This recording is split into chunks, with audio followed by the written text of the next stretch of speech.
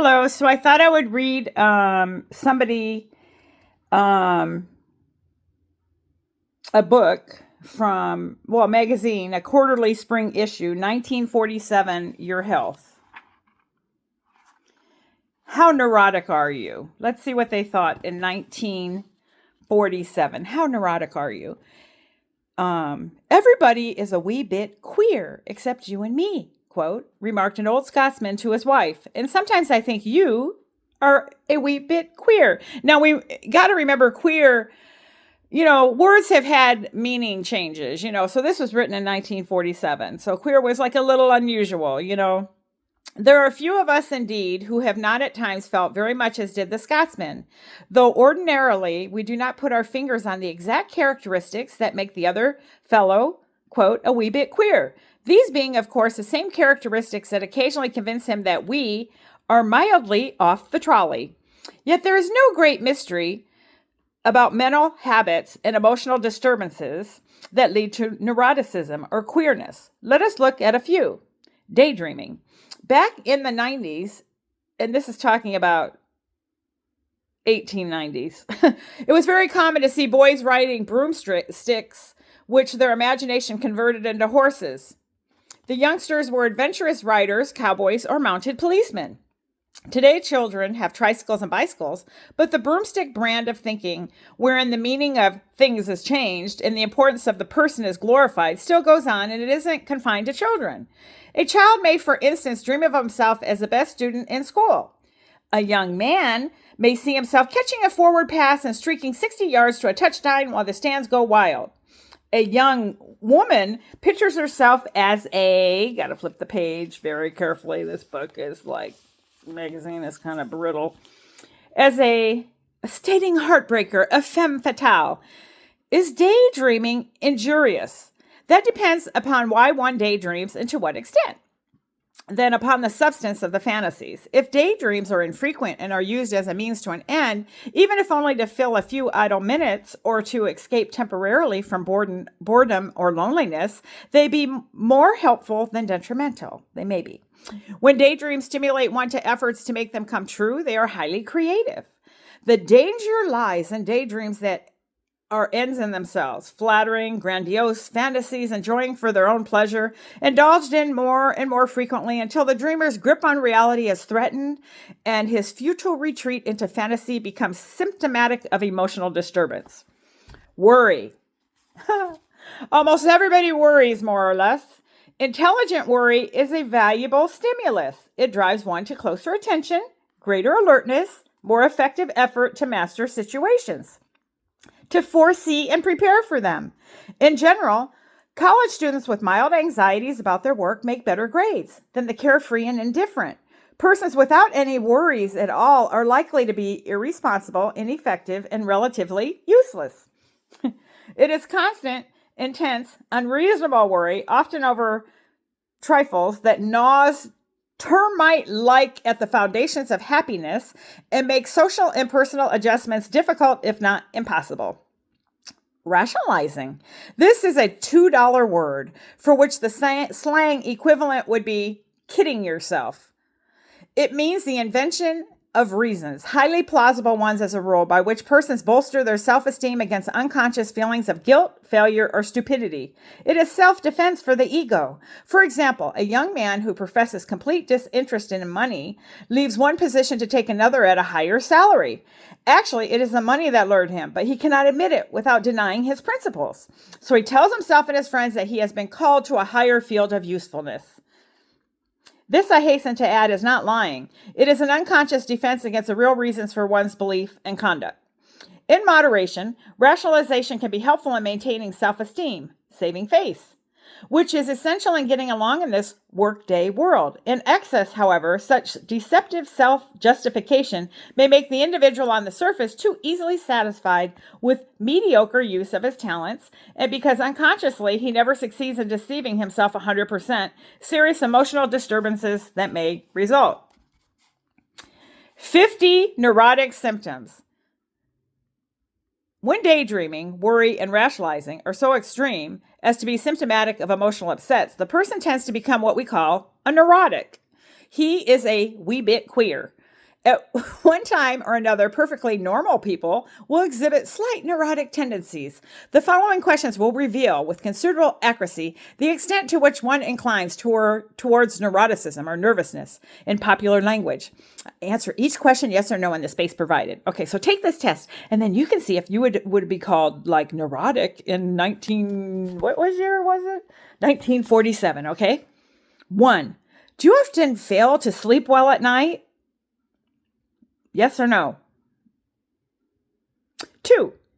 Do you frequently become sleepy during the day? Yes or no? Is sleep often disturbed by awareness of your heartbeat? Yes or no? Do you frequently suffer from nightmares? Yes or no? Do you frequently lose your temper? Yes or no? Will you stop that? Oh, sorry. Are you usually disturbed by adverse criticism? Yes or no? 7. Do words or objects frequently appear blurred or misty? Yes or no? 8. Do you frequently feel dizzy? Yes or no? 9. Are you easily fatigued? Yes or no? 10. Do other people seem to endure pain more stoically than you? Yes or no? 11. Do you often experience a state of restlessness? Yes or no? 12. Are you easily discouraged? Yes or no? I'm not going to keep saying yes or no. You got the idea, right? Okay, 14. Do you frequently feel pressure in and about the head? 15. Are you easily moved to tears? 16. Do you regard yourself as a rather nervous person? 17. Do you usually feel upset when you lose in competitive games? 18. Are your feelings easily hurt? 19. Do you often get cross over little things? 20. Do you seem to have more fears than the average person? 21. Are you very sensitive about certain things? 22. Do you often feel that your heart is beating too fast? 23. Do you frequently suffer from some sort of stomach trouble? 24. Are you subject to frequent headaches? 25. Do you feel tired most of the time? 26. Do you frequently find it impossible to relax completely? 27. Are you easily confused or upset? 28. Do you often have a pain in the back of your neck? 29. Do your hands or feet frequently feel cold? 30. Are you often troubled with muscular twitchings and jerking? Oh my God, there's more. I'm flipping the page. 31. Do you usually feel tired when you get up in the morning? 32. Do you often experience a state of excitement? 33. Are you subject to exclusiveness and or self-absorption? 34. Do you frequently vomit? 35. Do you faint rather easily? 36. Do you greatly dislike consulting a physician about an illness? 37. Are you subject to moods of depression, bad temper, etc.? 38. Do you worry a great deal? 39. Do you ever feel lonesome even when you are with others? 40. Do rest periods frequently fail to relieve your fatigue? 41. Are your emotions very easily stirred? 42. Do you daydream a great deal? 43. Does your heart often seem to be pounding violently? 44. Do you frequently feel unhappy? 45. Would you like to have a large income in order not to work the rest of your life? 46. Do you ever bite your nails until the fingers are sore? 47. Do you often find it difficult to force yourself to do any kind of strenuous work? 48. Do you frequently find it difficult to concentrate your attention on one thing for a considerable time? 49. Do you have some morbid fear such as dread of blood, crowds, diseases, open places, closed places, poisons, etc.? 50. Do you often have an irresistible desire to do some unusual thing, such as to count certain objects or pronounce certain words? Okay. Yes answers to the foregoing questions indicate fairly well to the extent of your neurotic tendencies. Honestly answered, of course. The more yeses, the greater the neurotic tendency. The average person has about 10 yes answers. Those having less than 5 yeses are extremely well adapted and capable of keeping their mental and emotional balance, though constantly subjected to trying situations. Those having 20 or more yeses are likely to break in a very trying situation and would benefit by medical and psychiatric counsel. Okay, how many of you have more than 20 yeses? I do. I'm thinking that most of the people that I know do. This is the problem. I've discovered the problem. We're all neurotic. The whole country is neurotic. The nerves, organs, and structures of the body are perfectly sound and neurotics as a rule. The difficulties arise not from physiological changes, germs, infections, or organic changes, as in such diseases as colds, pneumonia, diabetes, or rheumatism, but from disturbed emotions and mental processes.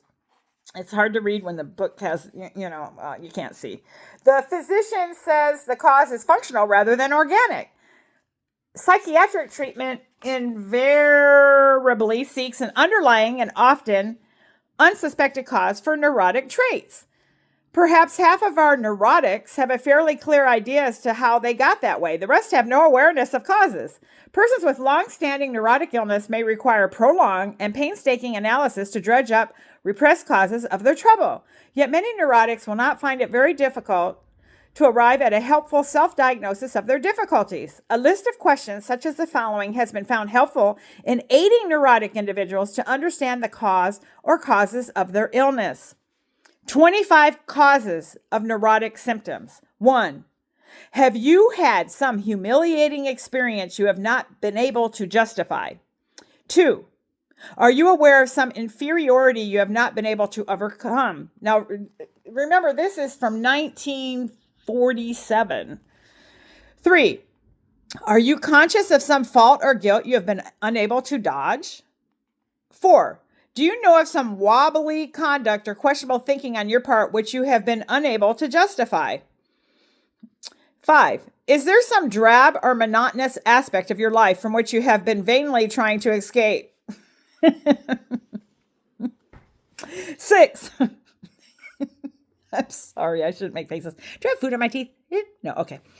I ate my breakfast. 6. Is there some painful past experience that still distresses you at times? 7. Is there some threatening danger or defeat you're seeking to avoid? 8. What trying duty or responsibility have you been trying to escape? This was written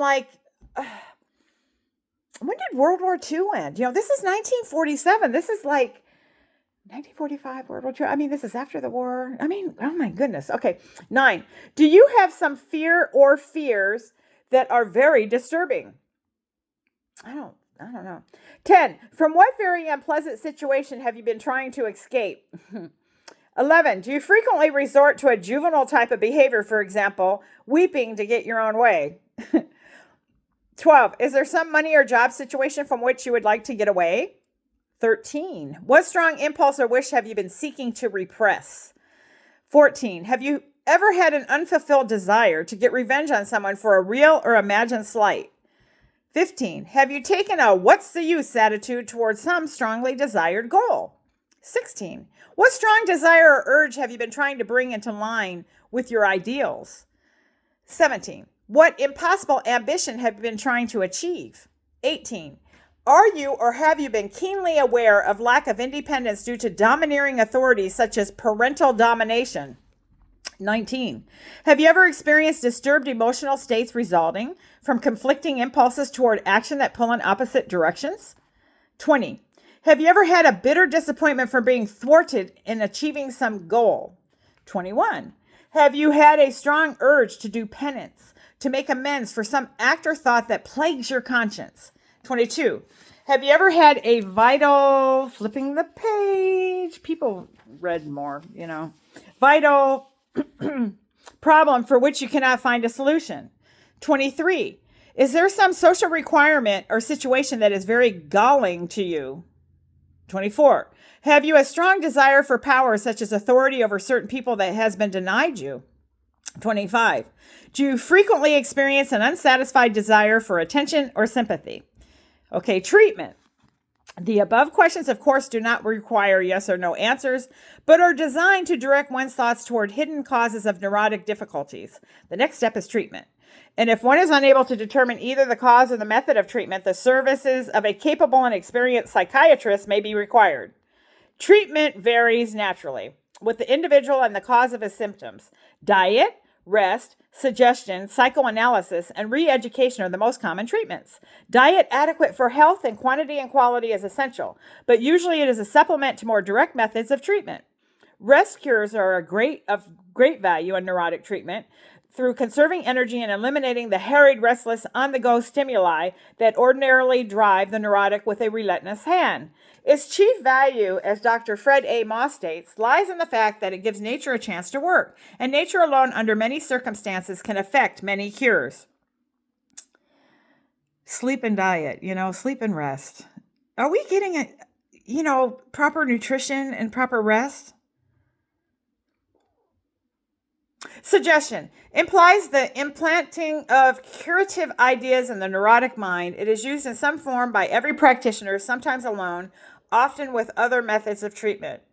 When the practitioner, by his manner, inspires the patient with confidence, faith, good cheer, and the conviction that he is going to improve, indirect suggestion is at work. At other times, direct suggestion is employed as when a person with inferiority feelings is urged to think, I can, instead of I can't. Usually suggestion is imparted under normal conditions of consciousness, but some practitioners prefer to implant ideas while the subject is in a hypnotic or drowsy state. I think a lot of us just are functioning nowadays in kind of a hypnotic and drowsy state. And then there's all these messages coming at us while we're not in a fully aware, awake, alert state because we're worn out, we're tired, we're stressed out. How did you do on that prior question? Like a couple minutes ago when I was reading. How many guesses did you get? Okay, psychoanalysis is derived from the concept of Sigmund Freud. The Freudian theory holds that neurotic symptoms spring from some repressed urge, desire, or emotion. The psychoanalysis, therefore, strives to discover what has been repressed and make the patient realize that it has been hidden in his unconscious mind. This may be accomplished by interpretation of dreams or by association techniques which linking the patient's responses with common words and ideas furnish clues to the content of the repressions. Sometimes this is all that is necessary to effect a cure, but more often following discovery, the patient is encouraged to ventilate his repressions. That is, give expression to them in socially acceptable ways. Re-education means replacing old harmful habits with constructive new ones. It is to the maladjusted person what education is to the normal person. To be effective, the patient must 1. Become acquainted with his weaknesses. 2. Honestly desire to be freed from his handicaps. 3. Have confidence in his advisor and assurance that the condition will be conquered. And 4. Have careful guidance throughout the procedure. Prevention. This is the best cure in neuroticism, as in physical disease, but often there is actual resistance to preventative measures. Many neurotics do not really want to get well. Their symptoms serve what seem to be useful, but mistaken purposes. Anyway, with mental toughness, will, however, be able to apply the following vaccines, that's in quote, to control neurotic traits. Okay, 10 ways to avoid neuroticism. 1. Be hard-boiled about your feelings and emotions. Boss them. Don't obey them. 2. Avoid worry as far as possible. 3. Shy away from intense emotional situations. 4. Consciously strive for self-control and self-reliance. 5. Do something active to overcome difficulties. Don't run. Attack. 6. Try to see yourself as others see you. Think how your conduct affects others, not how they annoy you. 7. Keep a proper balance of rest, work, and play. 8. Develop efficient skills and habits so that tasks can be done with the least effort and the shortest time. 9. Avoid haste or hurry, which destroys quality and leads to flurry and continual jams. 10. Greatest of all, adjust to varying situations with equanimity, remembering that all human beings have to compromise, give and take, and that in this imperfect world, no one can achieve 100% of his desires. Anyway, so that is that. That's interesting, huh? I hope you enjoyed it. This is 20 minutes. How did you on the test? Did you listen to the whole video? I don't know how I'm going to title this, but yeah. The next one is your health quiz, and it starts with electric shock treatment. So I'm going to read these and, post them. And part of it is that I want to be able to take these books to the, there's like an antique store that sells stuff, and I don't want to hold on to these, but for whatever reason, my dad held on to these old magazines, my mom and dad, and I thought, and between the fairy tales that I'm posting, those are interesting. I'd like to read them and just get them out there in the universe and then release the packaging, the boxes of stuff. So, it's part of my random channel. I am Laura at Laura Talks Softer, and let's all be, if we're going to be neurotic as a world, let's be kind neurotics. We can be kind. Peace.